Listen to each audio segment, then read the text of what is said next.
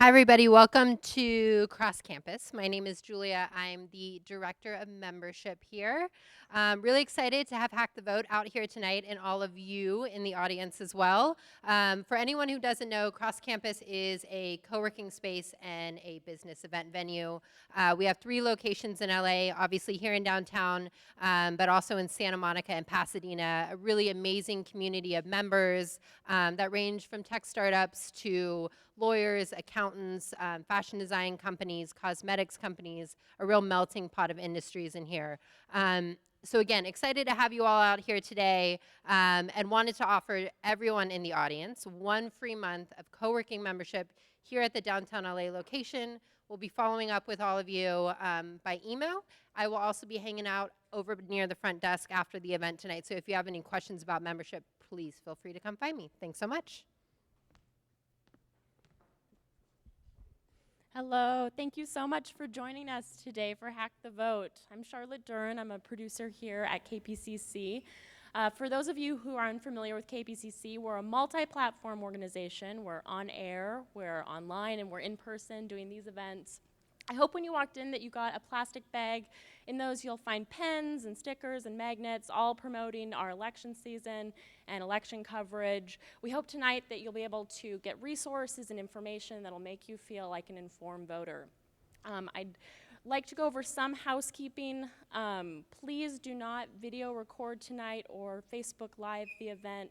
We are live streaming the event, so we ask that you don't record on your mobile devices. But we do encourage you to take photos and discuss and chat on social media during the event. You can connect with us at KPCC in person, and our hashtag tonight is #HackTheVote. I'd like to introduce the host of tonight's event, Mary Plummer, KPCC's senior politics reporter.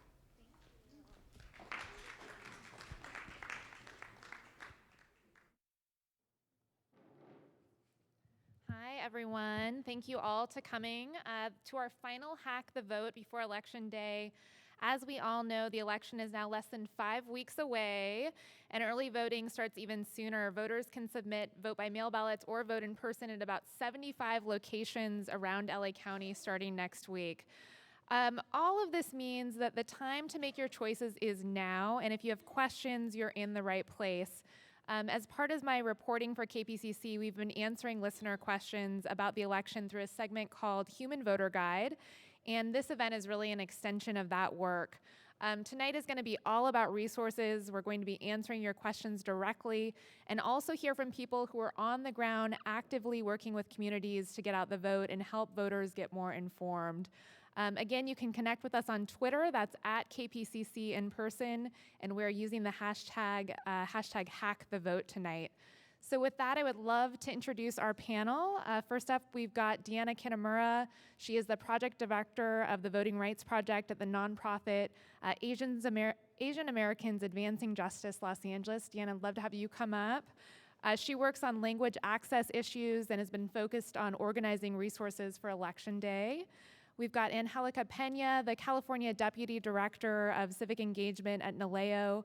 Angelica does work around voter registration, among many things.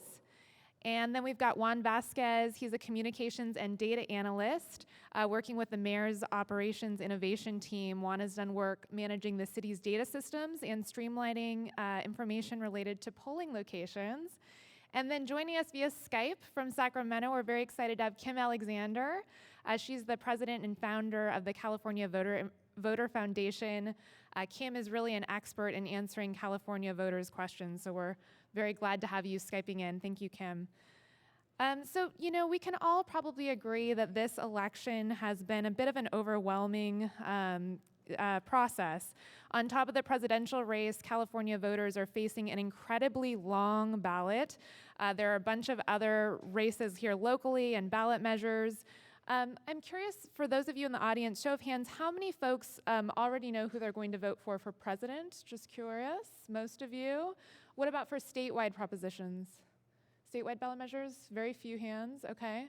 Local races, local ballot measures. Here in LA County, we've got about 70 local measures. I don't see a single hand on that one. Okay, you're in the right place. Good.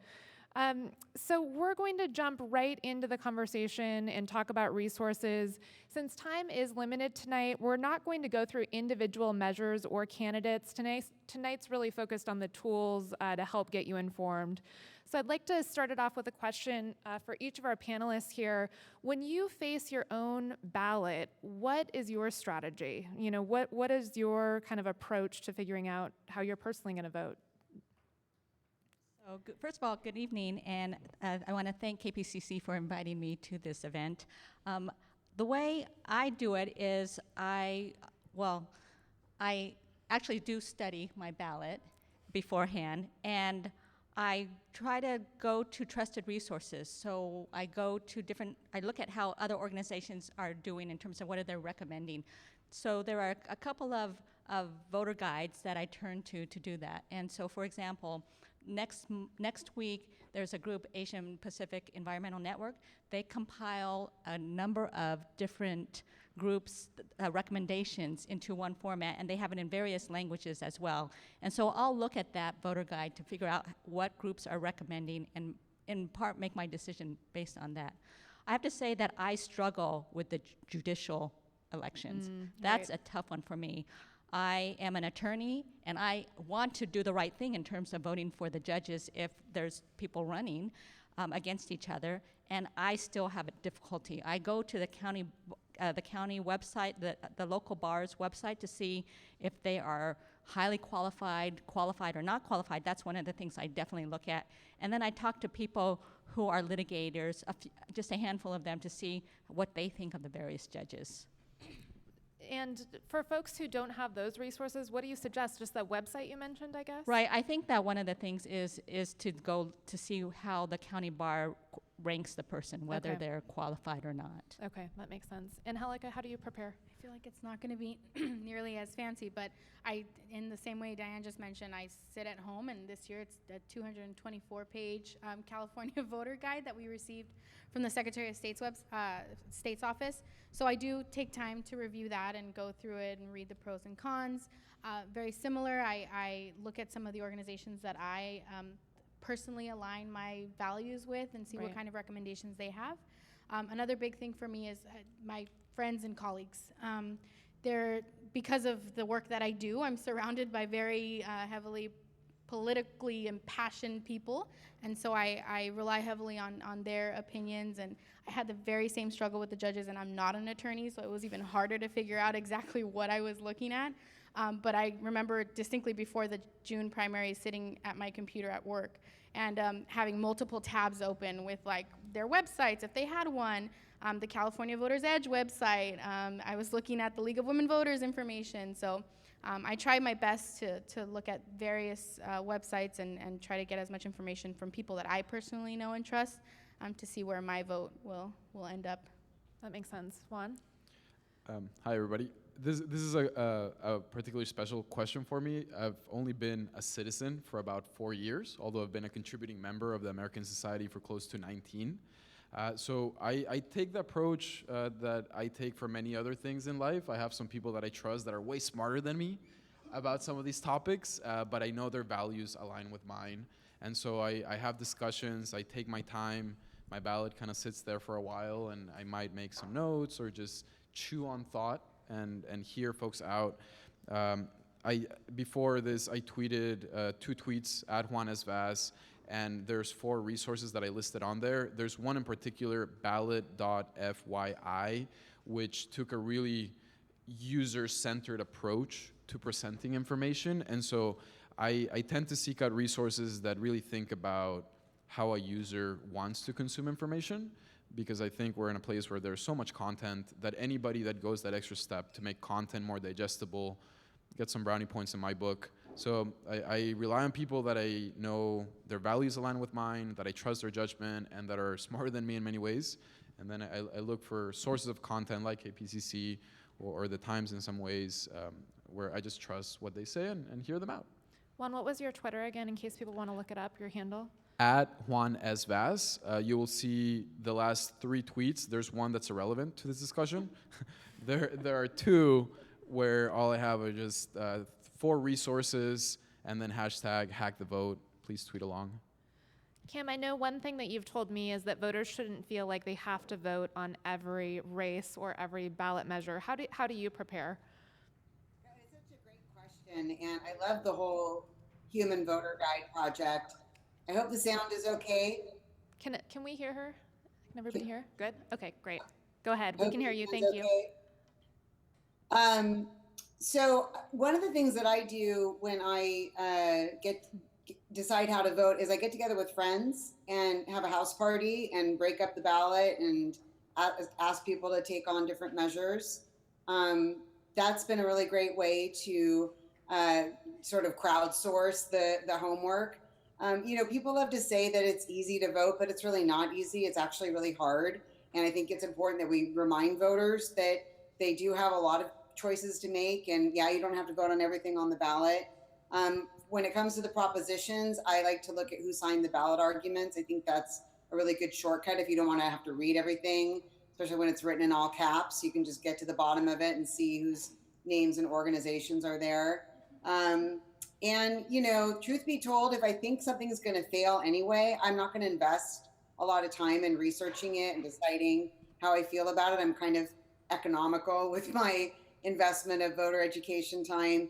And I look at funders. I think funding is a really important place to look, especially on propositions. So we're going to talk a little bit about where people can find that kind of information. But, probably a great starting site, of course, would be my own site, calvoter.org, but also Voters Edge is where I go. And like Deanna, judicial contests are really hard. One of the things I have looked at for many years is whether candidates are supplying their information to Voters Edge, and before that, Smart Voter. These are voter education sites that if a candidate has gone to the trouble of providing their candidate statement and their promises and their record, then that to me tells me that they care about my vote and they want me to be informed. And if they haven't provided that, if they haven't put a statement in the ballot pamphlet, then they may not get my vote just because of that. That makes sense. I just want to echo what Kim just said about Voters Edge. It's a really great resource. It tells you, you can put in your zip code or address, and it'll tell you what your ballot is, and it'll give you, it'll tell you the financial contributions and other information that is not necessarily in the statewide voter guide or other ballots, sample ballot. Great. I want to talk a little bit. We've mentioned how long the ballot is this year, and at KPCC, we've been reporting that this is actually a record-breaking voter information guide. So the guide that we're all getting in the mail is 224 pages. Deanna, has it always been this long? What's sort of the history on this? No, it's not ever been this long. It is too long. Nobody is going to read every single page. I work on voting rights. I'm not going to read all that. Like Kim said, she's going to look at certain things, so that's what, and I look at very many the similar things that she does as well in terms of endorsements and things like that.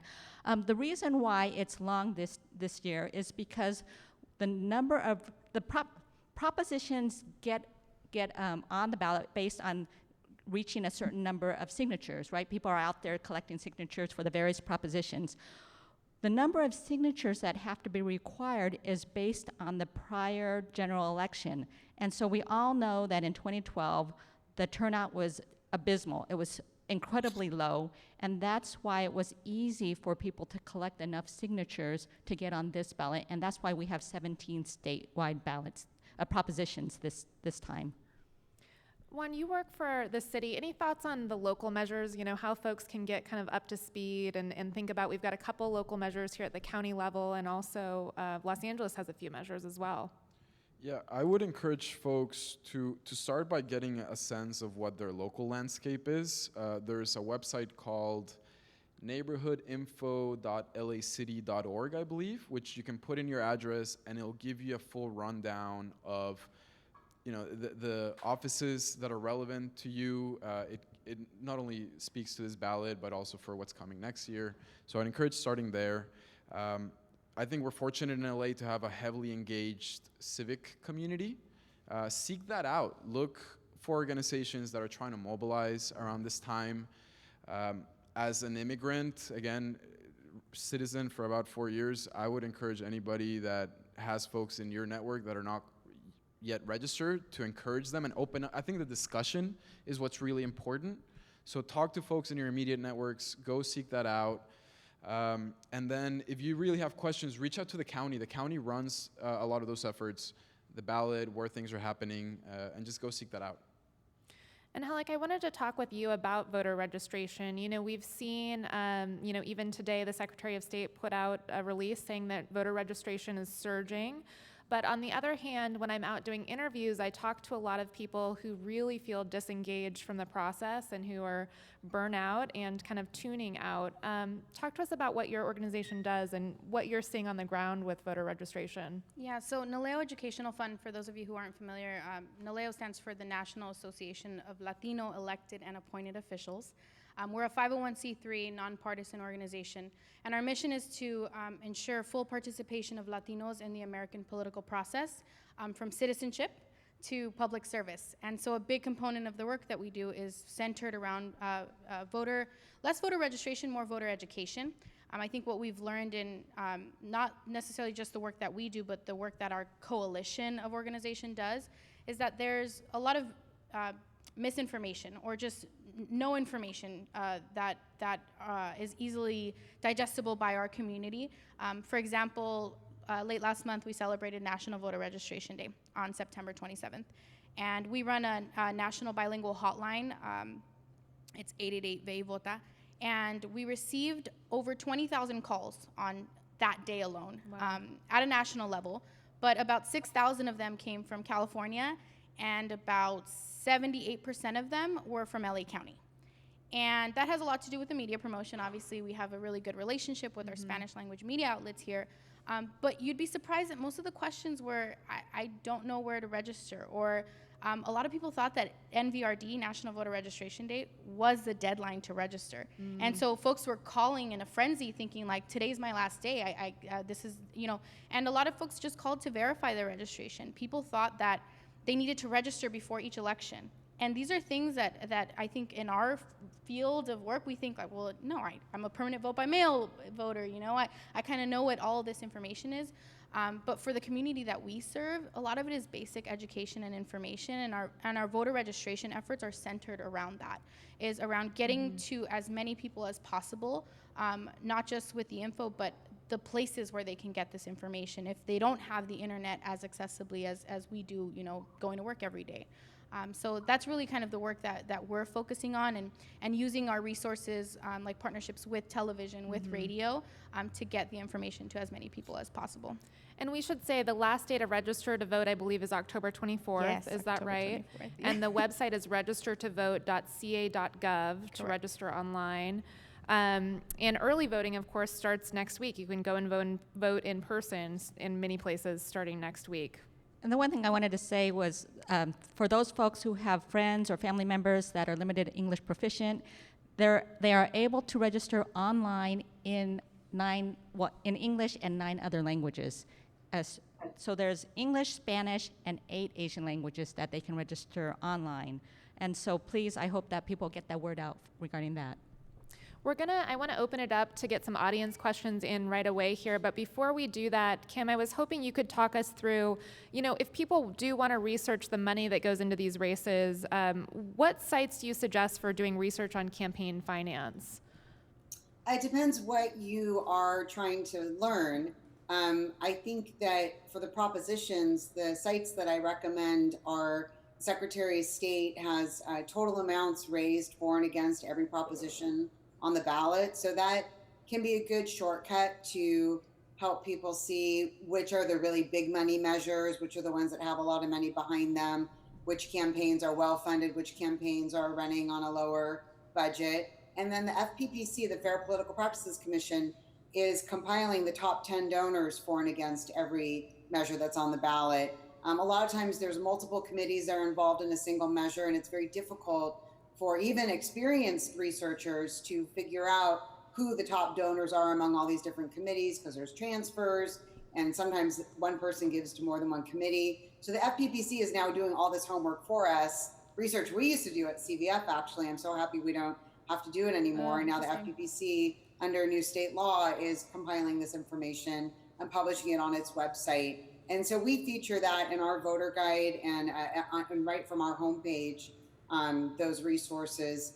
They're also referenced in the voter information guide, this 224 page Oh, there it booklet, is. Can you flip through it so does we can make see how big use it is? of that. And then the other thing It's is, and huge. Deanna mentioned this, Voters Edge is taking all this campaign data for federal candidates and for state candidates and making it available in their website, and also all the propositions, and they break it down by who's getting money from big donors versus small donors, who's getting money from different interest groups, who's getting money from in-state versus out-of-state, which is a really great issue when it comes to looking at propositions. That's another great shortcut, like to see if it's actually an out-of-state finance campaign, which is the case with a couple of them. So those are a couple of tips for following the money. And you can actually look at the raw data for any campaign in the state at the Secretary of State site, which is calaccess.sos.ca.gov, or for federal candidates, it's at the fec.gov, the Federal Election Commission website. Great. So this will be the first of 2 Q&As that we'll be doing. I just want to open it up to any audience questions to make sure we're kind of hitting things that you all have questions about. Feel free to raise a hand if you have questions, and we'll be over. I just wondered if Kim could repeat the websites that she mentioned the most recently, and also if Juan could repeat the website about local measures. Sure, Kim? Yeah, I wanted to hear Juan's website again too, by the way. So our website's calvoter.org, and right from our homepage you'll find links to the Secretary of State's total amounts raised, and then links to the FPPC's top 10 donors list. And then the raw data, if you want to look at actual reports for any legislative candidate or any of the state propositions, is at the Secretary of State's website called Cal Access, and that's at cal-access.sos.ca.gov. And then the federal data is all at the Federal Election Commission site, which is www.fec.gov. And feel free, we will, of course, get all of these websites out to anyone who's interested. So please stick around afterwards, and we'll get your email and get the websites out to you as well that way. Juan? And we're also going to make our top 10 sites for voters, and that'll be on our website. So we do a roundup of what we think are the best resources, and that'll be coming in another week or so. Great. The one I mentioned is, I believe, neighborhoodinfo.lacity.org. You can also go to a less user-friendly system called zimas.lacity.org and input your address, and it will spit out a really long list of information. In there will be some voting-related stuff. Neighborhood.lacity.org and zimas.lacity.org. And Kim and I both mentioned Voters Edge, which is votersedge.org/ca. Great. Yeah, Other questions? we have that embedded right on our homepage too, the Voters Edge lookup tool. And I know that KPCC and the California Counts partners are also all embedding the Voters Edge tool. So you're going to see that icon on a lot of web pages already this election. If you don't remember the URL, just look for it on our site or on the KPCC site and the public radio sites too. Definitely. Yeah. Got another question here. I'm having trouble hearing these people, the one on the screen. Is there somewhere where the information is written where we can know what websites to go to? Sure, we'll work on the sound, and also if you can drop off your email before you leave, we'd be happy to email the links out as well. I know we're going over a lot of websites, so appreciate that. Any other questions right now? Yes. Hi. I think several of you mentioned in terms of determining like how to vote, to look into different organizations that are supporting either propositions or candidates. Sorry, that might align with your value. I have worked with several nonprofits in the past, some large, some small, and in my experience, while nonprofits might be equipped and very good at delivering certain services, they might not be as equipped to, for example, analyze legislation or different things. And so when we are looking at propositions and seeing what organizations are supporting, how do we determine whether the organization itself has a capacity to evaluate that, and if they're while their mission might be valuable, whether they are the ones that have the ability to give a guide about a law. Good question. I'm not certain in terms of the organizations that you necessarily trust I guess I would call them and see if they've taken a position, how they vetted it. I know my organization, we are taking positions on, I believe it's 5 different propositions, and we have people in our organization that work on education issues or work on health issues, and so they're the ones who actually did the review of those propositions and did the analysis as well as the recommendation. And so I know that when groups, I would hope that when groups take those positions, they take it seriously, because many people rely on their recommendations to actually vote. Yeah, I would just add to that, I mean, everything that she just said, but also that looking at organizations, whether they have an advocacy or a policy arm, is going to be really important as well. In our coalition of partners among the Latino community, there are a lot of just direct service providers, and I think that speaks to your point exactly, which is that, you know, they're good at delivering services, but always trying to look at the organization as a whole, because while we are a service provider as well, we have an advocacy, a policy research department, and that's really where the bulk of our work comes out of, is our DC office, who focuses specifically on legislative matters. So I think it's doing the research on the organization and making sure that in addition to whatever services they're doing, if they are providing advocacy, and that's where you're aligning yourself with and where you feel comfortable. That makes sense, knowing what arm it's coming from, essentially. Great. Other questions? Hi. I notice in a number of the propositions now, they specifically include things that involve financial audits and citizen oversight, which is something that seems to be a little bit new. And I know that there are a lot of people who get very upset. August 9th, the LA Times had an article about LA Unified having diverted $450 million from disadvantaged students for which a proposition had money approved. And this is something that just drives people crazy. And I'm wondering how effective this actual business of citizen oversight and auditing actually is, and whether it's actually providing a level of oversight or whether it's just a cleverly designed rubber stamp to disguise whatever somebody wants to do with money. Kim, do you have thoughts on that? I didn't hear the whole question. 1 second. Mary, maybe. Is the mandated oversight provisions that are now being placed in propositions actually effective in providing oversight? Basically what my question is. Are you talking about the Ballot Initiative Transparency Act that was passed recently that creates a new commenting process and an amendment process for initiatives? No, I'm talking about, as I look at my voter guide, which I'm doing right now, there are a number of propositions that specifically state that there will be citizen oversight and annual audits. Yeah. And in the context of a lot of abuses that have happened in the past, I'm wondering whether these things are actually effective. Right. I get it. Yeah, and that's fair to be skeptical, as you say, given what we've seen before. I mean, I think that, where voters get really frustrated with initiatives is you think you know what you're voting for, you think you know what's going to happen, and then afterwards things don't turn out the way that it was sold to you. And so I know that can be frustrating.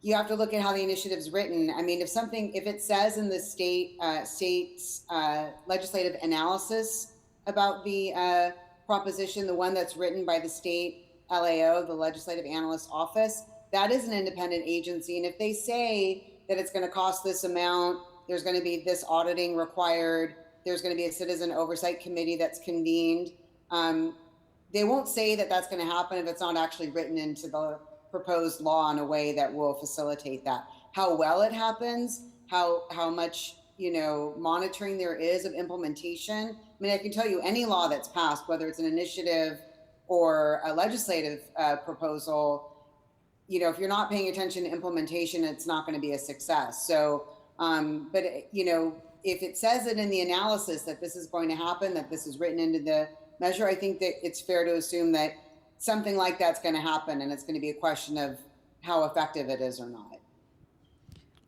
I'd like to add something. I've only been in government about a year and 2 or 3 months. I plan to go back to the private sector once my time in government is up. And I think today I saw the validation for why citizen oversight can play a huge factor. My team was specifically brought in to reform and improve the operations of government, to strip away the politics that come organically with government and look at government as a service delivery organization. And I was in a meeting with a department. It was myself and like 10 other people. I was literally kind of fighting through the bureaucracy that we all envision when we think government. And there was one citizen commissioner in that meeting, and her simple presence there allowed the discussion to continue.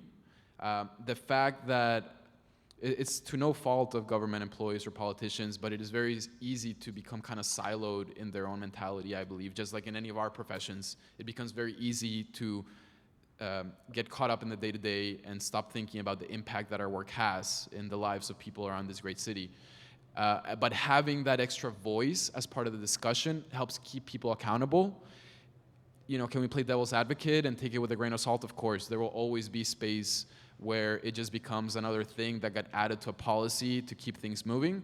But I do believe that we're in an age where there's enough technology infrastructure to create transparency, where we have enough civic engagement and leaders that are active and out there in their communities. We're just having them there. They're a great ally for government reformers. And when those two variables combine, reformers and citizen accountantship and a voice, that's like the great duo that can combat bureaucracy. And then yearly metrics and reports that gives folks goals. It should not be seen as something that, oh my God, did I mess up or not? Those should be goals, aspirations, things to accomplish and to keep projects on track. So I really believe, and I'm seeing it, I was a non-believer of government's role in our future until I got really kind of knee deep in it and I see what it can happen. So I would encourage you all not to just think about what citizen involvement means within our ballot measures, but also what can you all do?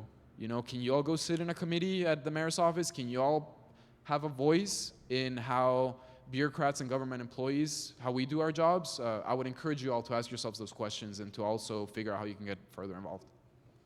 Great. We can take one more question now if there is one, and we'll come back to questions towards the end of the conversation. Okay, great. We'll be back to questions in a little bit here. So we've talked a bit about resources, and I wanted to tackle some specific questions that we got from KPCC listeners. We've got a couple different folks that I'm going to play a couple clips of tape from here. This first question comes from Los Angeles voter Roy Arecchio. When it comes time to vote in November, is it possible to write in a candidate? Does it invalidate your ballot? Will it really be counted? Is someone really reading the ballot? So Roy is asking here, when he goes to vote, can he write in a candidate? He told me that he's a Bernie supporter, or was, and is feeling like he may not want to write in a candidate, he may want to write in a candidate instead of voting for Donald Trump or Hillary Clinton. Kim, you and I talked about this a bit. What are the write-in options? There are write-in options in many contests, but and you can of course write in any name that you want. The only time it will get counted though is if you write in the name of someone who is a certified write-in candidate. So and the Secretary of State will publish a list for president who those candidates are. I actually just came across, we were editing our voter guide and we list all the legislative races in our guide, and we have this top 2 system now. And so in all the contests, all the legislative contests, there's only 2 candidates. And so I'm reviewing all the candidates and making sure we have the right party affiliations next to each candidate. And I get to this one contest and there's 3 candidates listed there. And I was like, what is going on? Why are there 3 candidates here? And I went and looked to see if it was a glitch. I looked at the election results from the primary, and it turned out it was I don't remember which district it was off the top of my head, but it was a race where somebody was unopposed, and two people ran write-in campaigns, and they each got 32 votes. Wow. And so they both made it into the runoff. And so, I mean, it does show that you can pull off a successful write-in campaign. In this case, two people pulled off a successful write-in campaign in a race where really only one of them should have been there. So we always tell people, I mean, I got to tell you, election officials tell hilarious stories about the kinds of things people write in on their ballots. And sometimes people draw pictures, and the more creative you get, the harder you make it for your election officials to accurately count your ballot. So don't draw pictures and go crazy. But if you want to write in Mickey Mouse, you're free to do that. Just know that it's not going to get counted. And you can write in a candidate both on your mail-in ballot and at your polling location. Do I have that right? Yeah, they're the same ballot. So they have a space for writing candidate, and you can go on to we will, as soon as there is a list published for president, we will link to that from our voter guide. I think others will too, but it doesn't come out. I think your article, Mary, said not for another week or so that gets finalized. Yeah, I think it's the end of October, and I checked with LA County on this, and in LA County, of course, we've got the two open seats for LA County Supervisor. That is a contest that could potentially have a write-in candidate, but there are none right now. So, I'll tell you something else funny about this. A lot of people apparently in the American Independent Party wrote in Trump's name in the primary election, and even though those ballots weren't officially counted, a couple of registrars happened to mention this to the American Independent Party leaders, and they ended up nominating Trump as their candidate at their convention. And that's why Donald Trump has both the Republican and American Independent Party beside his name on all the California ballots. So it's, I just said a minute ago, your write-in vote's not going to get counted if it's not a legitimate candidate. But, there was an instance in the primary where it actually did matter, even though he wasn't an official candidate. It did shape the outcome of the election.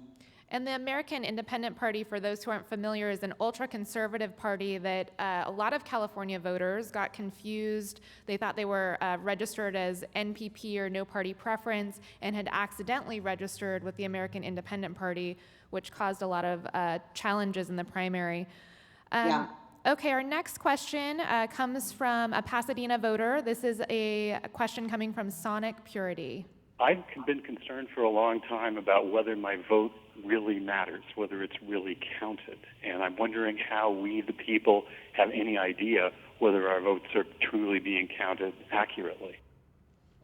Angelica, do you have thoughts on this idea of, do our votes really matter? Yeah, so we have this dialogue with a lot of our community members often, especially I think with so much attention that's put on swing states and that's put on, races to watch and things like that. And the Secretary of State's press release that you mentioned earlier, there are now more registered voters in California than all but 3 states' populations in the United States. Did I say that clearly? Yeah, with the exception of Texas, Florida, and New York. There are more registered voters in California than there are people living in all 47 states. So that, it just, to me, is like, it blows my mind to think that. And we've continued to have these conversations about Trump and Clinton, but there's so much stuff on this ballot that is going to come down to actual turnout here in California. If you all watched the Senate debate last night, right? That's a contest that we're watching, and I think we may not necessarily, eyes may not be on California when it comes to the presidential election, but there are ballot measures, there's local measures, especially at the very, very local level community that are gonna have a huge impact, whether they go one way or another, and those are actually the changes that people see. Those are, the streets being improved, those are schools being, classroom sizes shrinking, things like that. So I think it definitely matters, and I think his question was more specific to whether or not they're counted, and I wouldn't be able to speak to that, but I think it's important to know that our participation in the electoral process is going to make an impact when it comes in high volume, because then they know that more attention needs to be paid to some of these local elections. And that's really, I think, where it matters most is being able to show our electoral power and the fact that elections matter to us and that they need to be held accountable to the things that they promised during their campaigns. I'll just add a couple of things to this. One is that after an election, you see that you can see the vote count, and I trust that vote count. I don't think that those numbers are being made up. The one thing that I want to talk about, a little tangent, is people wonder if they're provisional ballot. If they go to a poll site, maybe that they're at the wrong poll site, or maybe they're a vote by mail voter, but they choose to go in, but they forgot to bring their vote by mail ballot with them, and so they have to vote provisionally. And a lot of people wonder, they hear in other states that provisional ballots aren't counted unless it's a close race. Here in California, they actually are counted, and in Los Angeles County, I just learned yesterday that the registrar of voters actually sends a letter to each person who submitted a vote by provisional ballot and says whether the ballot counted or not. So, for example, if a person what isn't eligible to vote for whatever reason but voted a provisional ballot, that person will be told your ballot did not count. But if for all other people who are really registered to vote and are voting correctly, a provisional ballot, the registrar voter will send a letter saying, yes, we got your provisional ballot and it counted. And you can also track your vote by mail ballots. I know in LA County. That's right. Right? Every county, you should be able to find out whether they received your vote by mail. That's separate, provisional ballot system, right. versus vote by mail ballots. So in every county, you should be able to find out whether they received your vote by mail ballot within the time frame. And in LA County as well as Orange County, you can do that online. Just go to the vote by mail section and click, and then there's a tracking link, and it's very simple.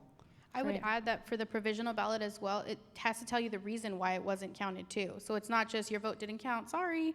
It's your vote didn't count, and it actually gives you the reason why it wasn't counted if there was, a conflict with voter registration or anything like that. So there's also that.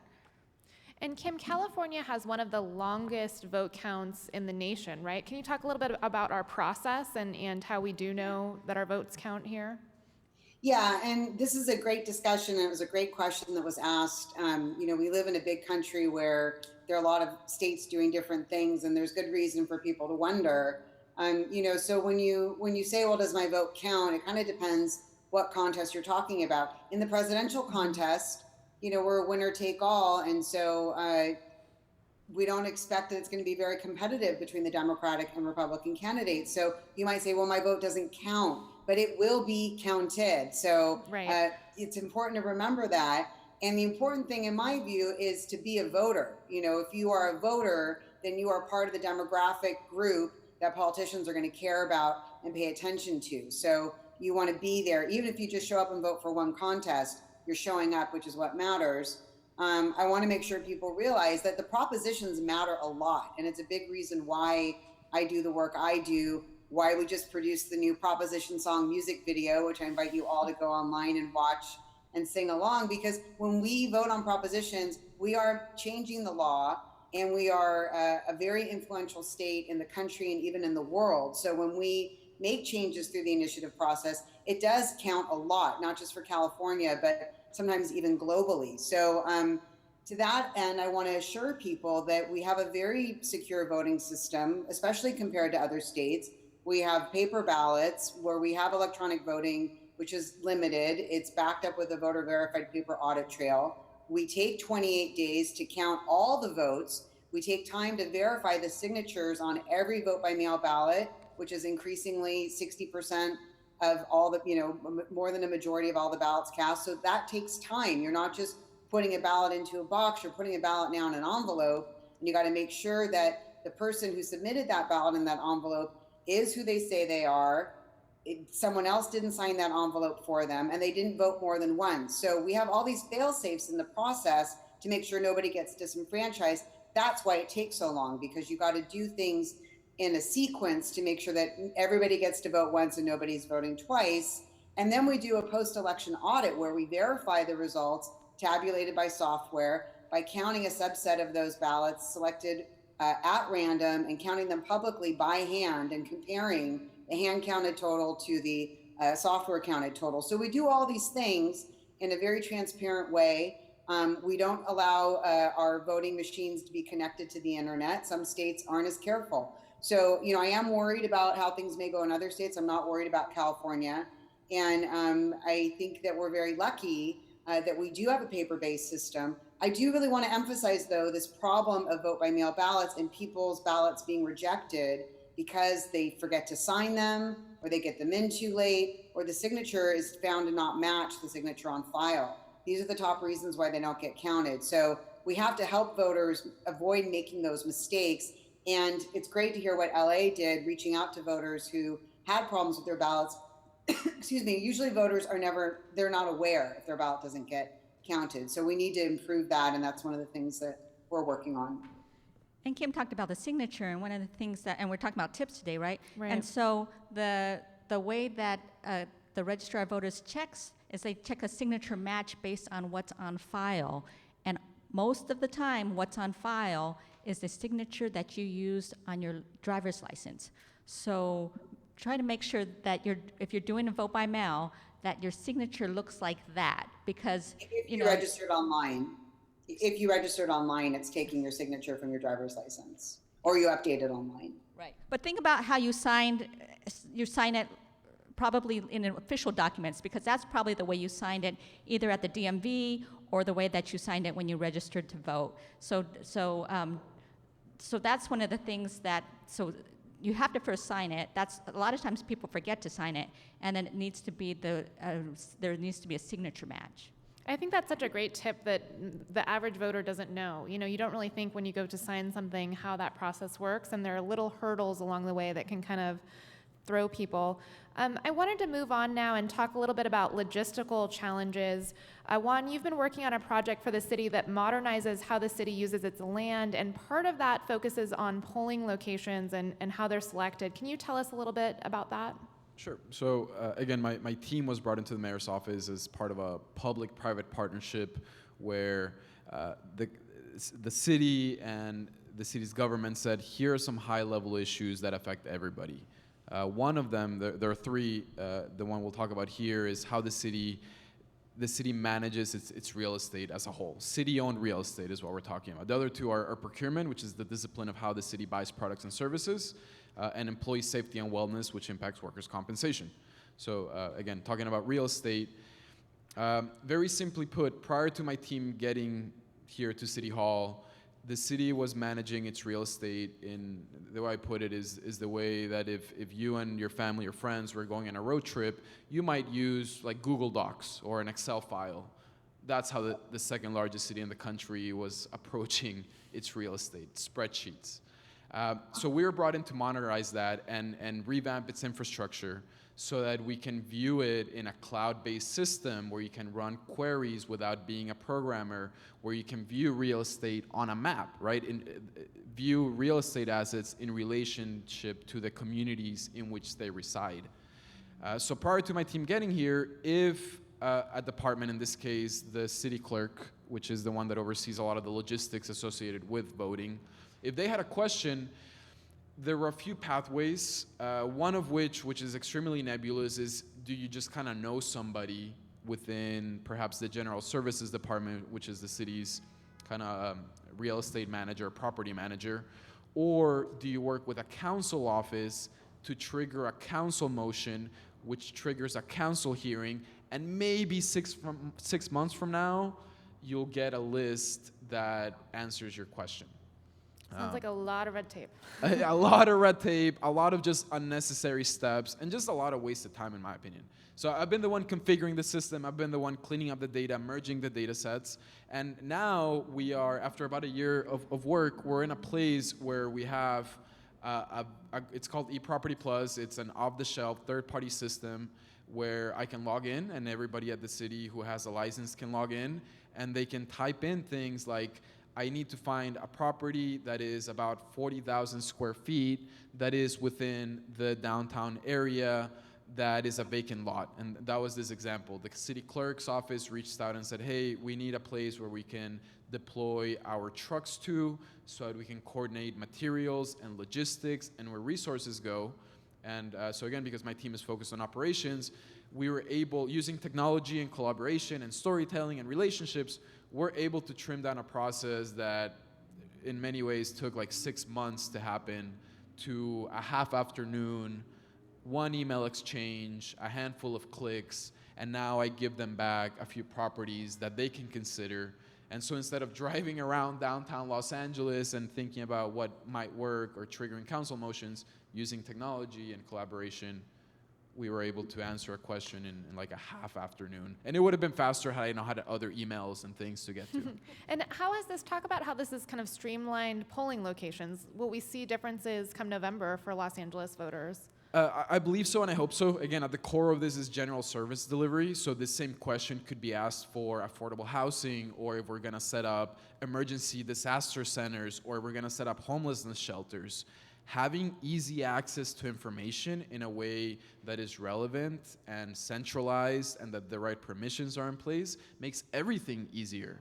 So my hope is that my small contribution to figuring out where to deploy our trucks and our supplies to run polling locations, hopefully come November, like that was a non-issue, that the team that is tasked with making sure our polling locations run smoothly, that because of my work, they just were able to handle that in a matter of hours, and so now they can focus on bigger and better issues. And speaking about partnerships, one thing that I wanted to point out is that Angelica and I were at a meeting with the Registrar of Voters yesterday, and he let us know that the county is going to have drop boxes for vote-by-mail voters, and they're going to be at most of the city clerk's offices, and they're going to be open starting next week. So as soon as vote-by-mail ballots are sent out, those drop boxes will be open. Yeah. So that, and most of them are going to be open during business hours.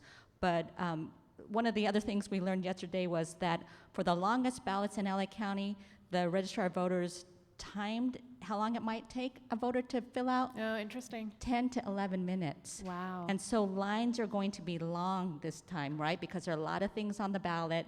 And so they're encouraging people to go during off hours, not before work or not necessarily after work, but in between, like maybe lunch hours. But also, we all know that in LA County, the vote-by-mail percentage is about 60% of voters. And so that means that normally that means people are going to either mail it in or go to the poll site and just drop it off physically. That's before the only thing really that we had the options to do. But this time around, there's going to be these drop boxes or drop centers where we can actually go starting next week and drop off our ballots.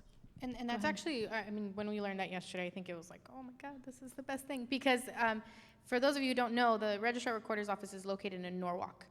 So if right in the middle of all the construction, I believe. It's it takes a really long time to get there. And if you're familiar with LA County, I mean, you're talking about people who live in Lancaster, people who live in Santa Clarita, having to, if they, for whatever reason, don't want to put their vote-by-mail ballot in the mailbox, because that's the mailbox and not an official election, drop-off center. Now they have the option. It's up to 75 locations now, that's going from 1. We're technically 6 because the Norwalk office has 5 district office, but it's going from 1 to 75, and that's huge in terms of accessibility. That's huge in terms of transparency, I think, too, for folks feeling like the system is working for them and not trying to create hurdles to cast your ballot. And in addition to that, they've actually also increased the early voting centers. So if you wanted to vote early, if you're not a permanent vote-by-mail ballot, or just didn't request a vote-by-mail ballot because you don't want to, but you are not going to be here on November 8th, for example, you have the option, prior to this election, you would have to drive to Norwalk and actually cast a vote-by-mail ballot in person, and that's how you cast an early ballot. Now they are looking to increase that to 6 total locations that are in areas that I believe they used an analysis of kind of, population and registered voters.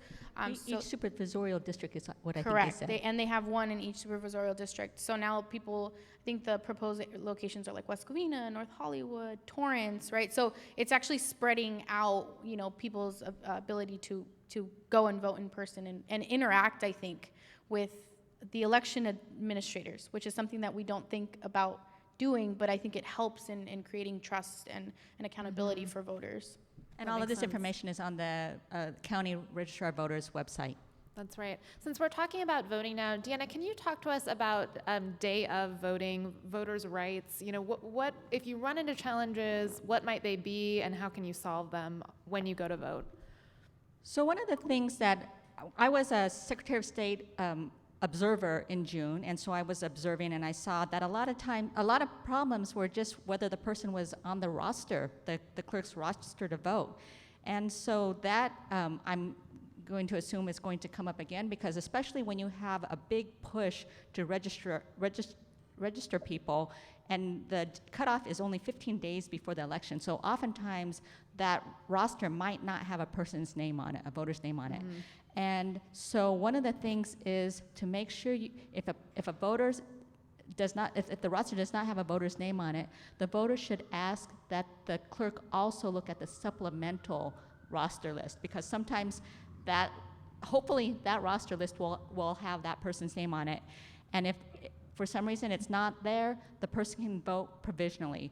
So one of the things that we tell people is no matter what, you should be able to vote somehow. You might be able to do it the regular way in terms of casting a ballot there, or you may have to vote provisionally, but nobody should be refused the ability to vote somehow. And so that's the main thing, just that people may need to assert their rights, but they need to know, first of all, they need to know that they have that right, but hopefully they will not have any problem, but if they do, they need to at least be able to submit a provisional ballot. And each polling location, you can ask for the supplemental roster, is that That's right. Okay. Each precinct will have different rosters. They will have a normal roster, but there will be a supplemental roster with those late entries. And so sometimes I know that the clerks, they're really swamped. I don't know if anyone's ever seen a training for poll workers. I went to one of these and I was amazed at how complicated it is to run an election. And so they're juggling a lot of different things, and they might forget to look at that supplemental roster.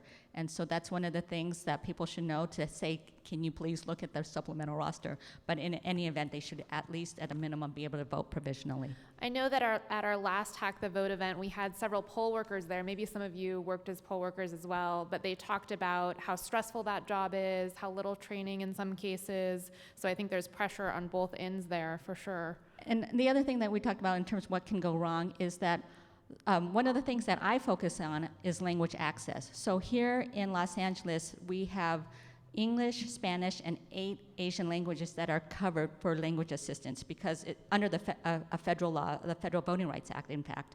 And so one of the problems that we see is that the translated materials aren't displayed. And so people don't even know that they exist, because oftentimes, so we go out and we do poll monitoring, and we found out in the 2012 elections, nationally, we worked with our sister affiliates, and we found that about 45% of the poll sites that we monitored did not have the translated materials either there or they weren't displayed. Wow. And so usually that meant that they were underneath the English version, the versions. And so people wouldn't know that they're there. And so in the Asian American community, because limited English proficiency is so high, oftentimes if you don't have translated materials, that's the real barrier. That's the violation that we see happening. That's the way you're restricting voting in the Asian American community oftentimes. And so that's one of the problems we see.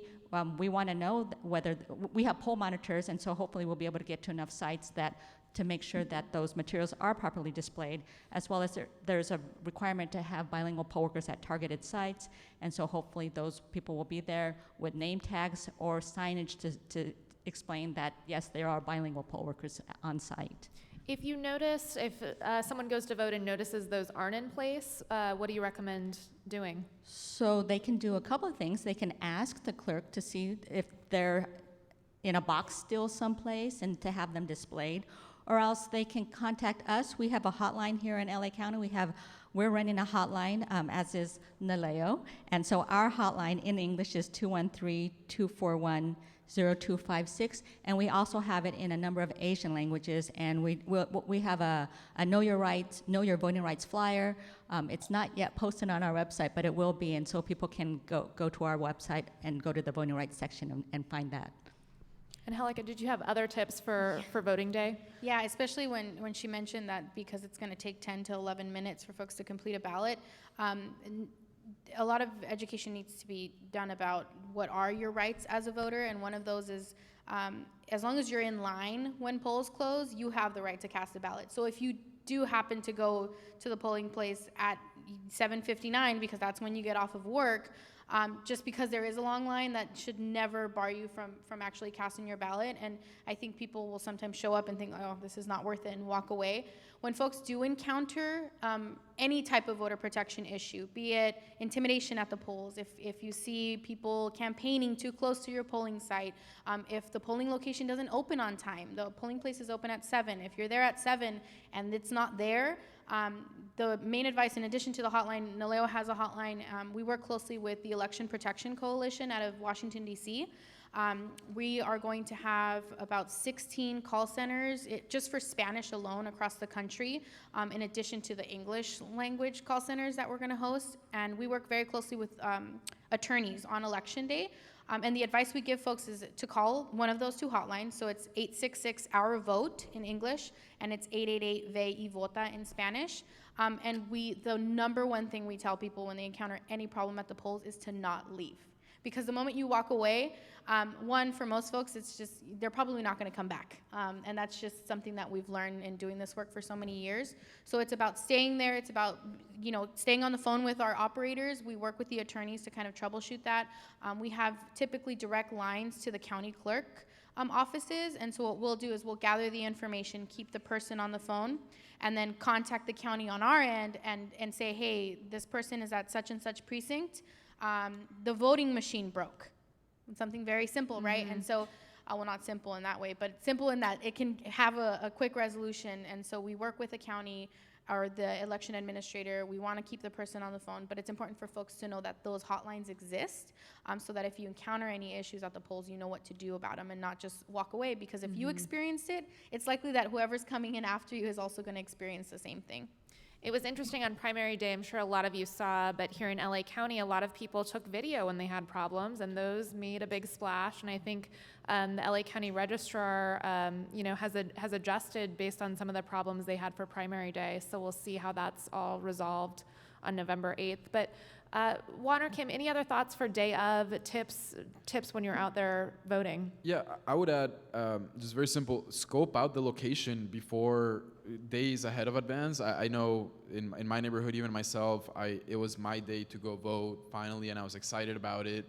And it becomes very easy to start thinking about all the things and like, is it over here? Just go know where you have to go the day it's time to vote, and rally your neighbors together. If you know that your neighbors are going to be voting that day, go together. It makes it easy, I think, to brush aside voting when it's that day to do it. Go do it in a group, family members, and also in doing some projects at the county level and the city level. Depending how your precinct is cut, your next door neighbor could be in a totally different polling location. So make sure you look up what voting location corresponds with your address, scope it out ahead of time, and make it a little party. Gather up your neighbors, the ones that are supposed to go vote with you, and just go have a great old time. How often do polling locations change? Does anyone know how often do polling locations change? So they can change every election. There's no requirement that they be in one specific place. And so, for example, I vote in a certain place that, in my neighborhood, it's one of 3 places. And so I know it's going to be one of 3, but I don't know which one every time. Got it. I wanted to throw in a couple other tips on this question. And thank you. I really agree with what Juan said about voting with other people, making it something social. People don't like to do things they feel they're not good at. And a lot of people are really intimidated by voting. They find the whole thing kind of mysterious. So, don't be afraid to ask questions or ask for help. but also don't take the poll worker's word as the final word. They make mistakes too. I had one election where I walked in and they said, oh, your name's not on the roll. And they just literally like, were not even looking at it. I had to read it upside down to find my name on the roster. I'm like, no, it's right there. And then another time I showed up and they said, oh, your polling location has changed. And I had my sample ballot with me and I'm like, no, it didn't. Here's my sample ballot. And it says it's here. And she had just made a mistake and went and looked and there was my name. And so, you know, personally, I've had to advocate to make sure that I can cast my own ballot. And I know that other voters, you know, a lot of times when you walk into a polling place and you're given an answer, you think, oh, it must be my mistake. I did something wrong. That may not be the case. So be persistent, like Deanna said. Ask to speak to a supervisor. They all have cell phones. They can call the county election office right there on the spot for you. Don't be shy about that. And, you know, the other thing to use that we saw in the primary is social media. I mean, in addition to making your own video, we saw people tweeting registrars. I saw Dean Logan respond to one person's tweet about his problems at his polling place, and he intervened and was on top of it. And so, you know, you can get the attention of your local election officials by tweeting to them on election day as well. The thing I'm worried about is this is a presidential general election. It's an open seat contest, so it's the first open seat presidential contest in 8 years. This kind of election only comes along once every 8 years. And so people are really keyed up about it. There's going to be a lot of people showing up to vote who aren't regular voters. They're occasional voters, and they're going to have problems. Their registration is not going to be up to date. They're not going to be on the rolls like Deanna was saying. So, you know, the biggest tip is check now to make sure you're registered at your current address, because that will solve a lot of problems for you on election day. If you could just take some time. One suggestion, find out where your polling place is ahead of time is a good one. Also verify that you are registered at your current address. You can now do that on the Secretary of State's website. Anyone in the state can check their registration status online now at the Secretary of State's site. So that's another good pro voter tip. I just helped a voter today. I tried the Yuba County lookup and it didn't work. And then we went to the Secretary of State lookup and we found his record and I was able to help him. So I think the statewide database that Deanna was talking about, VoteCal, we are now able to provide this better service for voters to look up their registration status now. We're going to open it back up for questions and want to finish up with that. But one thing I just wanted to throw in that is, I think if you run into problems at the polls, it's worth also calling to complain, even if you don't get a resolution. I did some reporting after the primary on the complaints to the Secretary of State's office. And, you know, those all get added in. They keep records on that. And I think that also helps, you know, create solutions when people follow through and let people know what the problems are. So great, let's go ahead and open it back up to questions, and we would love to hear from you. Yeah, I'm curious, do you have any concerns about actual hacking into the system? I heard things about, you know, even Russia being involved in hacking into possibly affecting the outcome of this election cycle. What are your thoughts? I am concerned. I'm not concerned so much for California because, as I said earlier, we have a primarily paper-based system. There's paper backup for any electronic ballots. We have post-election verification. We have a new statewide voter registration database that was just completed last month. And I am confident that the Secretary of State's office has built it in a secure way. But we do know from the FBI and the Department of Homeland Security that a good number of state voter registration databases have been attacked. Some of them do appear to be by foreign actors. So there are a lot of ways you can hack an election. You could try to intervene with the ballots themselves. And while California's ballots, I feel, are secure, I can't say that's true in other states, including some potential battleground states like Georgia, where they are using paperless electronic voting and have no way to verify the vote. So I am nervous about that. And I'm concerned about states that have their voter registration databases on computers that maybe aren't secure. So I do know that at least 18 states reached out to Department of Homeland Security and asked for assistance in securing their voting programs.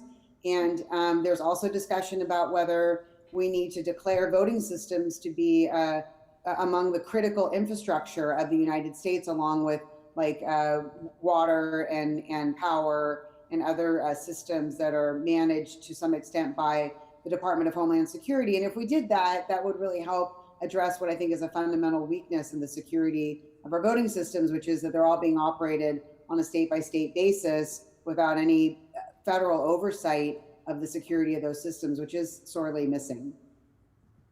Thank you. You talked earlier about gathering signatures for ballot measures. Assuming a group is using paid canvassers, how much does it typically cost to get a ballot, a measure on the ballot? The last I heard was about $1 a signature. Kim, have you heard any other numbers? Yeah, I heard it went up a lot higher this round because there's so much competition and so many measures circulating. It might have been even like $3 per signature for the current crop. Oh. Other questions? I would just like to add that, you know, the conventional wisdom is that you can't win a ballot initiative without money, but you can't win with only money either. I mean, it does require a certain amount of money to get on the ballot, but just getting on the ballot isn't enough to guarantee your victory. A lot of people automatically vote no on propositions. They sort of have a default of, I'm going to vote no unless you convince me otherwise. I just want to make sure people know, here's another pro-voter tip for you. The very last measure on the ballot, Prop 67, is not an initiative, it's a referendum, and it's seeking to repeal a law that the legislature enacted. So if you want to vote in favor of maintaining the law the legislature enacted, in this case, the statewide plastic bag ban, you need to vote yes on Prop 67. If you want to repeal that law, then you vote no. So it's kind of counterintuitive, and a lot of times people get confused, including me, when it comes to voting on referenda. That's interesting. Yeah. Yes, thank you. Yeah, thanks for the discussion tonight. It seems like we've been given a lot of resources for doing our own research in a kind of nonpartisan way tonight, but I'm just wondering, where can we get kind of a thoughtful, objective analysis of each proposal? You know, going on the California Voter Foundation website, you know, I can see who the contributions are from, but I don't know who these people are. It's a little difficult to do our own research, so can you recommend any websites or sources? There's actually, KPCC has a couple good resources that I want to throw out there. There's an upcoming event. We're doing an election event every week leading up to November 8th. And some of you may have been to Pat Morrison's Props and Pints before. So during that, they'll be going through specific ballot measures. So that's a great tool. KPCC also has a couple stories up on our website that have overviews, and then you can click through and get more detailed information on each ballot measure that has kind of the pros and cons like you're talking about. So those are a couple quick ways. If anyone else has other ideas, feel free to I wanted to shout them out. mention one that is my go-to site is Ballotpedia, and we have that linked from our voter guide too. So Ballotpedia is great because it sort of gives the whole backstory behind each measure and how it came to be. So if you want to get into the history and the origin story per se of the initiative, that's a great resource. And then again, Voter's Edge from Maplight and the League of Women Voters has news articles about all the measures in there, and it has the analysis from the Easy Voter Guide put together by the League of Women Voters. So there is that kind of contextual information I think that you're looking for available through Voter's Edge. For those of you who aren't familiar with See Political, they've also, I mean, they're fun to watch, I think, more than anything else. But Yeah. See Political has some videos that they're going to put out for each individual proposition that I think, I know your question was more about in-depth, but I think, you know, just to even get familiar with what these propositions are, I think would be really helpful.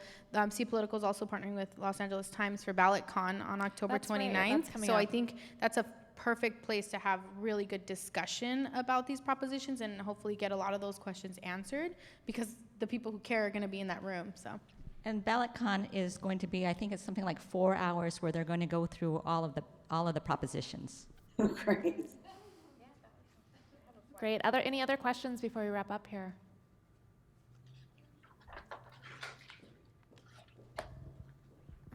Yeah, just curious about, the sources of information for voters that may not have access to digital resources. Great question. What kind of outreach may be done for also others that are not, English native speakers? So that's actually a big role that Naleo's hotline plays. So our hotline operators utilize Voters Edge and the League of Women Voters Easy Voter Guide, and our operators are actually able to provide that information to folks over the phone. So if somebody calls, and the same question always comes, it's like, so who should I vote for? Should I vote yes or no on this proposition? Because that's a natural thing you want to ask, right? Like, you tell me what I should do. But our hotline operators, they're trained staff. They're not volunteers. We have full-time staff that is there Monday through Friday, 5 a.m. to 5 p.m. Pacific Standard Time. And they will actually read through the ballot initiatives with them over the phone. So I think that's an easy way. There are also a lot of SMS campaigns that I know it's different from mobile and internet, but at least to the community that we serve, SMS is actually a really good way of getting into contact with folks. Univision specifically, Univision KMEX has her name is Abby. That's like the person that you interact with. But you can actually text. I'm gonna look it up. But it's if you text vote or vota to a particular text code, you can put in your zip code, and then it'll actually respond to you. So if you have specific questions, it'll reply to you and doesn't give you just generic like yes, no. It'll interact, and that's because our operators are actually the ones that answer those via rapid chat in our office. So for folks who can't jump on the phone but can use SMS, that's an option. And then for those that don't have SMS, a lot of our older more senior community likes to talk to somebody on the phone or go and speak to somebody in person. And so that's really the purpose of our hotline. So, Angelica mentioned the League of Women Voters Easy Voter Guide, and that you can order online. You still have to go online. You probably can call as well, but they have hard copies, and they have it in Spanish, Chinese, Vietnamese, and Korean as well. And then I didn't mention it in our office that we do phone banking. Our voter engagement folks do phone banking in 12 different languages, 12 Asian languages, and they answer various questions that people have. A lot of the questions are, where's my poll site? But they will answer other questions if the voter has them. Great, and I should throw in also that KPCC also has a texting service that I've been running myself, so you can text me directly.